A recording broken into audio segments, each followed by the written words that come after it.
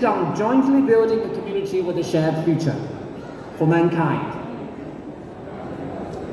President Xi Jinping solemnly proposed a global civilization initiative, which has become another important public good provided by China to the international community in the new era.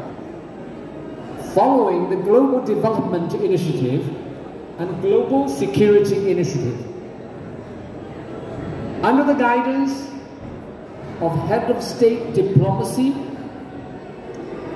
major country diplomacy with the Chinese characteristics has achieved fruitful results.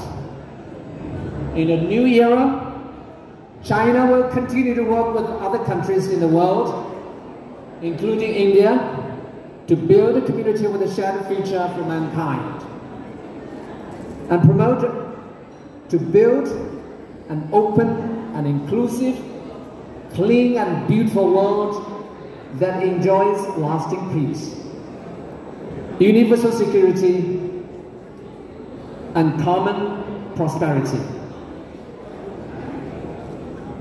In 2023, China and India continue to work hard to stabilize and improve bilateral relationship and get relationship back on track. President Xi Jinping talked with the Prime Minister Narendra Modi on the sidelines of the BRICS summit and had a candid and in-depth exchange of views on current bilateral relations and issues of common concern. Wang Yi, China's Minister of Foreign Affairs, member of the Politburo, and Director of the Office of the Central Commission of Foreign Affairs of CPC Central Committee, met India's External Affairs Minister Dr. Jaishankar and Indian National Security. China-India trade has made steady progress, with the total bilateral trade reaching $136.218 billion US dollars. I repeat, $136.218 billion US dollars. A year-on-year increase of 1.5%. This is amazing due to all the difficulties we are facing. It shows people on both sides are working very hard to achieve this, and shows that we can achieve this. China and India have maintained momentum of dialogue and negotiations through military and diplomatic channels, and the border areas have generally maintained peace and tranquility. China and India live side by side and are neighbors that cannot be moved away. At the same time, we are the two largest developing countries in the world, and both are at the key junctures in national development and national rejuvenation. The stability of China-India relationship is of great significance to the peace and prosperity of Asia and the development of the world. We are willing to work with the Indian side to meet each other halfway, properly handle our differences, support each other and achieve mutual success. Dragon in Chinese calendar means power, prospect, energy. I wish our people healthy, inclusive job of politicians and bureaucrats.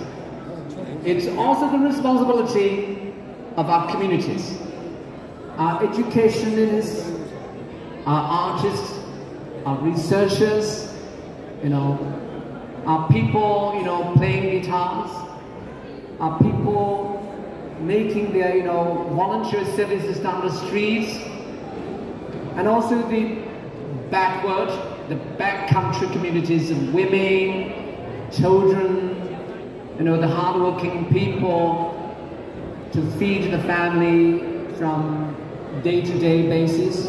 What I mean is that our community has to be awakened. Third one is, I can tell you that China is not only a great country, a civilization. It is also a great market. A market that, if you don't go there, you have no idea.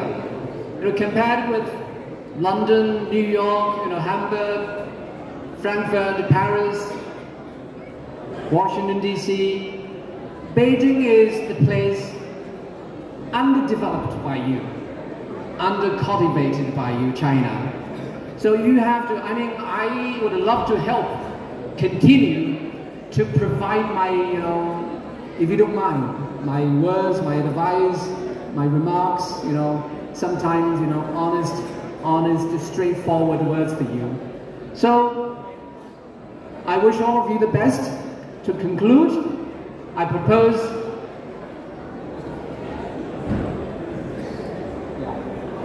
relationship and the cause of friendship between our two great countries. I hope to keep in touch with all of you and welcome everyone to come to China to visit me. If the elephant best represents India, then the dragon best does China. I hope in the new year of dragon, my year. The year of dragon is my year. China and India will join hands to take a dragon-elephant tango, and our friendship will flourish. So before I conclude, I will make a big mistake if I don't give you any suggestions as to how to make things move. I have a couple of things just for you to think. First one, West Bengal and the city of Kolkata and the other states in East India, you have great potential that has been underrated, underutilized, underdeveloped. Potential. We are very developed philosophically, intellectually, in terms of knowledge, in terms of a culture, but our potential has been underrated, underdeveloped. Just think about it. Let's work hard to bring about this, to release this potential. Second is, relationship, bilateral relationship is not merely limited to politicians, to bureaucrats. In China, we don't call IS officers people in China, we don't call them bureaucrats. I will explain in the audience, I don't speak here. Okay? What I mean, bilateral relationship has great potential that many of us may not be fully aware of. The Indian people appreciate China's economic development achievements and love Chinese culture. The number of people learning Chinese continues to increase. Chinese restaurants are everywhere in the streets, and Chinese brands of all kinds, small things, electronics, are very popular here. The willingness for economic investment and trade cooperation between the two countries remains very strong, I'm sure, very strong. I believe that through our joint efforts, joint and concerted efforts, our relations will eventually get out of depression, and the two great countries can move forward hand in hand. In 2024, the world is still full of uncertainties. but there are also opportunities for cooperation worth expecting. China will celebrate the 75th anniversary of the founding of the PRC. On the occasion of the centenary of the literary giant, the great bard Rabindranath Tagore's first visit to China. So this year, 100th anniversary of the first visit by Tagore to China. My office is still my office, always my office. We'll cooperate with Indian friends to organize a series of celebration activities aimed at promoting cultural exchanges and people-to-people friendship between India and China. I'm about to retire, but I will not retreat a mutual suspicion. We are willing to maintain communication and coordination with the Indian side in BRICS, in G20, in SCO and other mechanisms to jointly solve major global issues such as climate change, terrorism, and artificial intelligence. My 5-year experiences in India, especially in East India, make me realize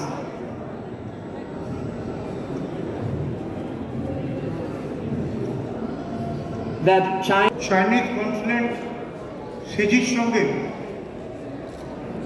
খুব কম দিনের মধ্যে সম্পর্ক হয়ে একটা ফ্যামিলিগত সম্পর্ক সেজির সঙ্গে আমাদের হয়ে যায়।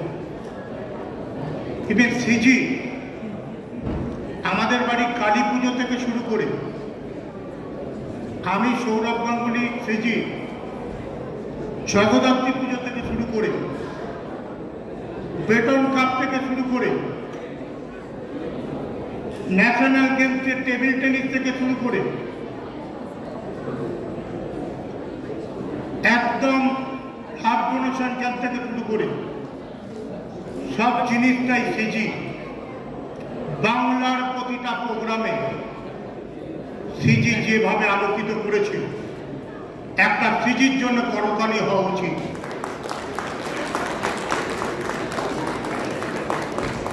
আমি আজ এশিয়ান গেমসে গেছিলাম চায়নায়। এশিয়ান গেমসে যাওয়ার সময় আজ যে হাংজোয় গেছি, আজ যে সাংহাই গেছি, আজ যে বেজিং গেছি, আমি হকি ইন্ডিয়ার পক্ষ থেকে গেছিলাম। ইভেন হকি ইন্ডিয়ার হয়ে সমস্ত দায়িত্ব হয়তো আমার টিকিট আমার সমস্ত অফিসিয়াল জায়গাটা হকি ইন্ডিয়া নিয়েছিল, কিন্তু আমার সঙ্গে চায়নায় যেহেতু আমি চাইনিজ ভাষাটা জানি না, আমার সঙ্গে চায়নায় যাওয়ার জন্যে সিজির নিজের পরিবারের লোক, নিজের অফিসিয়াল লোক জগদীপকে আমার সঙ্গে পাঠিয়েছিল। ইভেন ডমিনিক আমার সঙ্গে ছিল। আমি গর্বিত এবং আনন্দিত যে এইরকম একজন মানুষ বাংলায় হিন্দু, মুসলিম, শিখ, ইসাই, বৌদ্ধ, জৈন সকলকে নিয়ে কাজ করেছে। ইভেন চায়না ইন্ডিয়ার একটা সম্পর্ক বাড়িতে গিয়ে আমি উনার সঙ্গে বহুদিন, উনার মতো মানুষ আমাদের ইন্ডিয়ায় ছিল। আমাদের ইন্ডিয়ার জন্যে সিজি যা কাজ করেছে, আমি সিজির কাছে সত্যি কথাই বলছি, আমি অভিভাবকের মতো ওনাকে মানি। আজ বিশ্বাস করুন, আমি যখন গেছিলাম এশিয়ান গেমসে 107টা মেডেল পেয়েছে হকি ইন্ডিয়ার হয়ে, তারা গোল্ড পেয়েছে। ইভেন মেয়েদের টিমটা আমাদের পেয়েছে, ব্রোঞ্জ পেয়েছে। তার জন্য আমরা কি বলতাম? জিতেগা ভাই জিতেগা, ইন্ডিয়া জিতেগা। আর আমরা চাইনিতে কি বলতাম? ইন্দো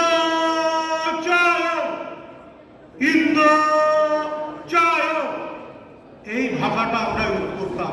তার কারণটা হচ্ছে আমি যখন সিজির হয়ে গেস্ট হয়ে গেছিলাম আর sports university sports college table টেনিসের আমার যখন বাংলার